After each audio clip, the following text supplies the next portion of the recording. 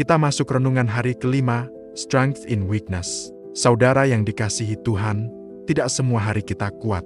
Ada hari-hari di mana kita merasa lelah secara mental, hancur secara emosional, bahkan kehilangan semangat untuk melangkah. Kadang kita berpikir, kalau aku lemah begini, apakah Tuhan masih bisa pakai aku? Hari ini firman Tuhan memberi jawaban yang mengejutkan. Kebenaran yang kita pelajari hari ini adalah, justru di saat kita paling lemah, disitulah kuasa Tuhan bekerja paling kuat. Kita tidak harus selalu terlihat kuat. It's okay to not be okay. Mari kita berdoa, Tuhan, kami datang apa adanya. Dalam kelemahan kami rindu Engkau berbicara. Roh Kudus, jamah hati kami dan kuatkan kami melalui firman-Mu. Dalam nama Yesus, amin. Alkitab berkata dalam 2 Korintus 12 ayat 9, "Cukuplah kasih karuniaku bagimu, sebab justru dalam kelemahanlah kuasaku menjadi sempurna." Rasul Paulus menulis surat ini saat menceritakan tentang duri dalam daging suatu penderitaan yang terus dialami. Namun tujuannya jelas, menunjukkan bahwa hidup kita bukan bergantung pada kekuatan manusia, tetapi pada kasih karunia Tuhan. Kelemahan bukan penghalang bagi Tuhan, melainkan tempat di mana kuasanya terlihat paling jelas. Lihatlah Gideon, dia orang yang penuh ketakutan, tapi Tuhan memakainya menjadi pahlawan besar. Ingatlah Beethoven, seorang komposer yang tuli. Secara logika, itu adalah akhir.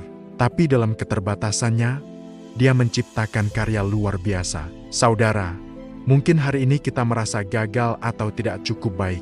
Firman Tuhan berkata, Tuhan tidak menunggu kita kuat, Dia bekerja di tengah kelemahan kita. Akui kelemahanmu, bersandar pada kasih karunia-Nya, dan tetaplah melangkah.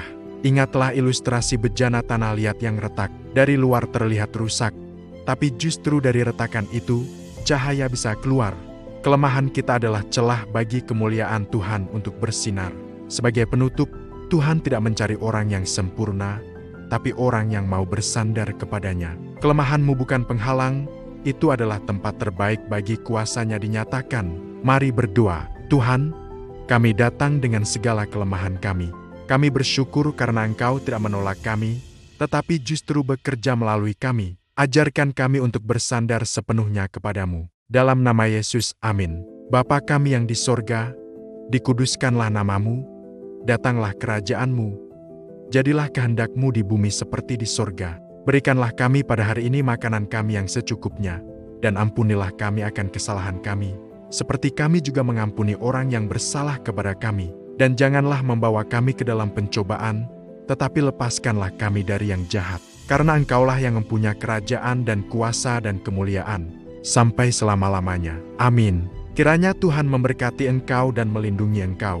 Kiranya Tuhan menyinari engkau dengan wajah-Nya, dan memberi engkau kasih karunia. Kiranya Tuhan menghadapkan wajah-Nya kepadamu dan memberi engkau damai sejahtera. Amin.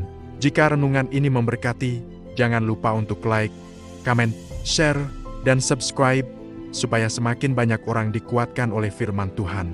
Terima kasih sudah meluangkan waktu. Tuhan memberkati setiap langkahmu hari ini.